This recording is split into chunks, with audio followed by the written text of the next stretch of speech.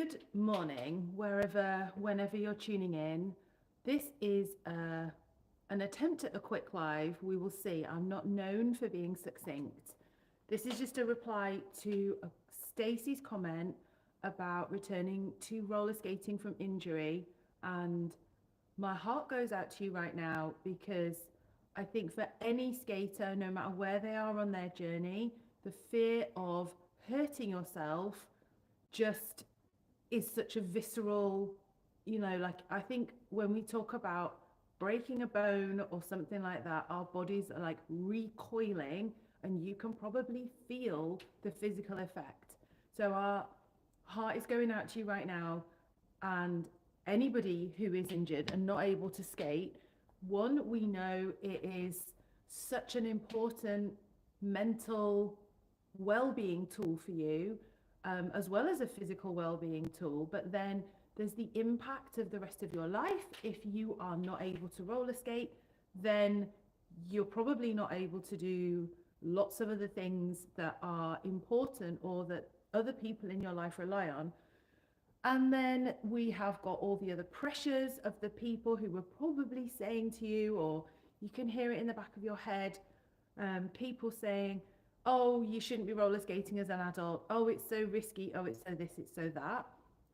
And so when something goes wrong in an activity like skating, we kind of feel we've probably let roller skating down in some way. So the first thing I want you to do is kind of examine those beliefs and figure out if that is something that you are subconsciously holding on to. There is some pressure there from somebody external, somebody in your circle, something that you have maybe grown up with a belief that roller skating is for kids and that once we get to a responsible age, I've made an assumption, Stacey, that you're an adult, but obviously I don't actually know, that that's something that you need to put down, because we are allowed to live our lives as fully as we damn well please.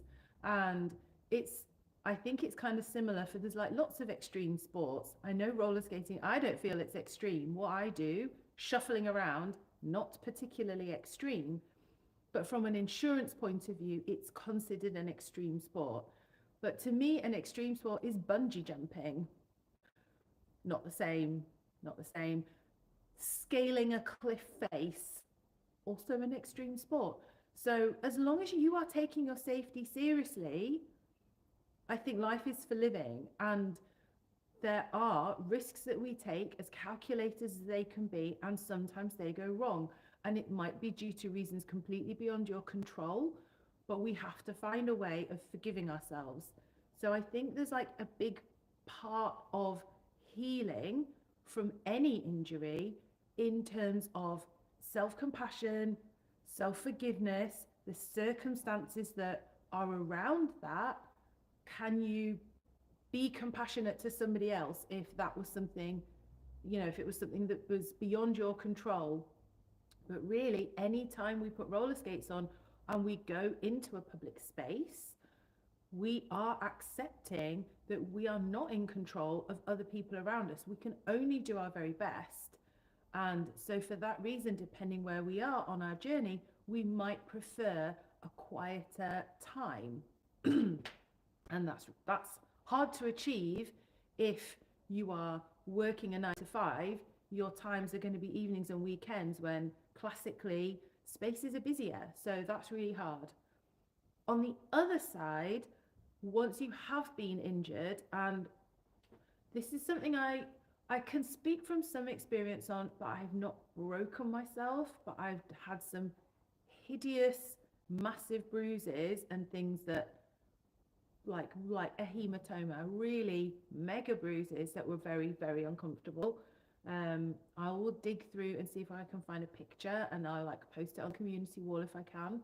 But they were ones, especially in roller derby times, people used to have bruises on their shoulders, on their legs, and I fell and injured my kneecap. Maybe I did break it, but I just quietly went on about my day. I fell outside and smashed my kneecap on concrete. I wasn't wearing any pads. It was like no one else's fault. Dry night. I love night skating. I'm confident outdoors. I was just skating along and I stepped up onto a curb, as I have done many times. I know that area really well in Leeds city centre, and I kicked my own foot as I was like stepping up. I kicked the other foot and I basically took myself out and ended up doing like a full Superman across the curb, and I knew it was bad. There was no blood externally, but it was not good. And I know what happened now. Mentally, I'd switched off because I was about 30 seconds away from rolling around the corner and getting into my car. So I knew that I could just roll around the corner and get into my car. And I was like, okay, I'm planning the journey home. Obviously, I'm going to have a cup of tea when I get home, and so on and so on. And I was thinking, right, great, absolutely fine. And I'd switched off from my skating. At that point, I'd probably been skating around 3.5, 4 hours. No problem. And this was literally the last 30 seconds. And again, this is a piece of learning for me. Even though I've been skating a really long time, I think at that point I'd been skating 12 years. Excuse me. I know that when I'm at the end of the session, or when people are at the end of a session and your muscles are tired, but your brain is still going, yay, I'm feeling really great. This is awesome. Your body eventually is fed up of being ignored. Like, I believe that your brain and your body almost have two separate voices. That's not to say that they're disconnected in any way, but I think we're really good at listening to the voice in our head. We're not very good at listening to our body's voice. I think she's quieter. I think she isn't used to speaking up. She isn't used to taking up space, and she fights us a lot of the time and trying to keep us safe. And that is her job. She's done a great job at protecting us, but sometimes we have to allow ourselves to let go. But then there's the other side of that, which we don't listen when she is protecting us and saying, hey, muscles are tired now, time to stop, time to stop. And instead, you stop falling over. And you might have noticed at the end of a session that you get up and you fall, you get up and you fall. And you're like, maybe it is time to stop. And it might take a few times like that for you to then start tuning into that signal and go, yeah, maybe it's time to stop. So something we're really aware of as a coach is, I will not say it's one last time, especially at the end of a session when your muscles are tired. It's not the time for one last time. You just need to decide to stop, finished or not. And that is a really difficult decision to make, because we're really used to going one last time. But what happens is we go one last time should be the best time. And performance wise, there is no way that the end of the session you can possibly be delivering your best performance. You are not going to nail it one last time. So I think the structure of your skate session should very much be start, warm up, do something familiar, do your new tricks, go back to something familiar, chill, cool down, so that your new stuff happens just before and as you get to the peak of your energy mid-session. That's my point of view. That's my personal, what I believe. Did a little jump there because the door went and I thought it was our door and it's not. So recovering from injury and coming back to skating, that's really difficult. But I think you are the only person that will know the answer. There isn't a right time frame. It's got to be one, depending on your injury, when your doctor says it's okay. Like, I'm not a medical professional and I cannot advise on medical circumstances. So if you're returning after an injury, after having had a baby, after having had a prolonged time away from roller skating, you need to take it really, really gently. And if you're concerned, get medical clearance. That would be one really important point.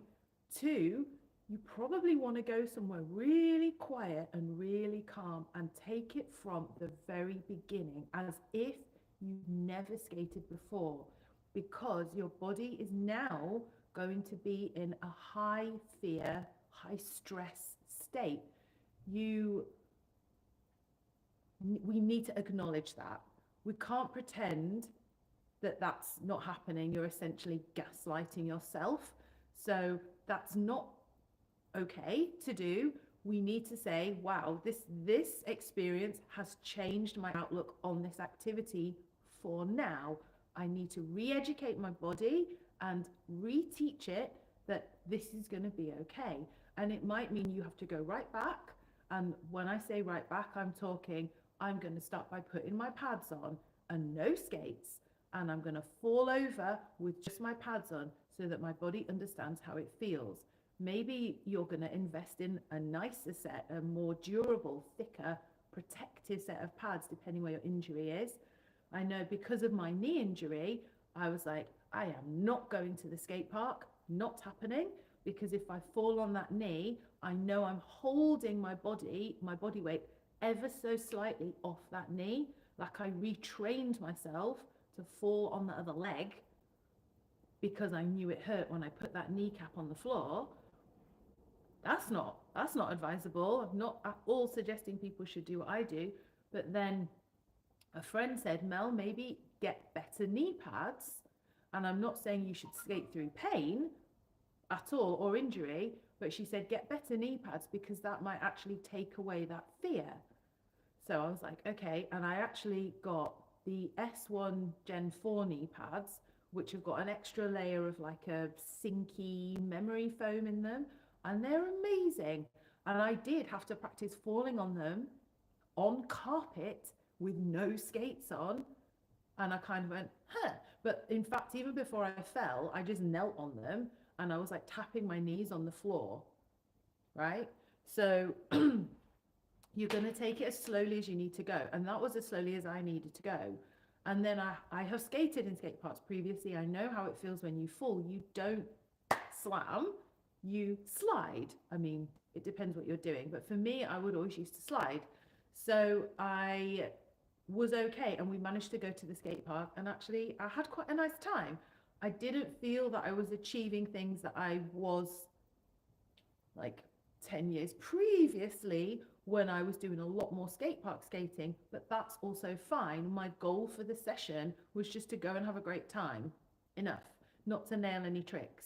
So I think we need to remanage our goals and expectations.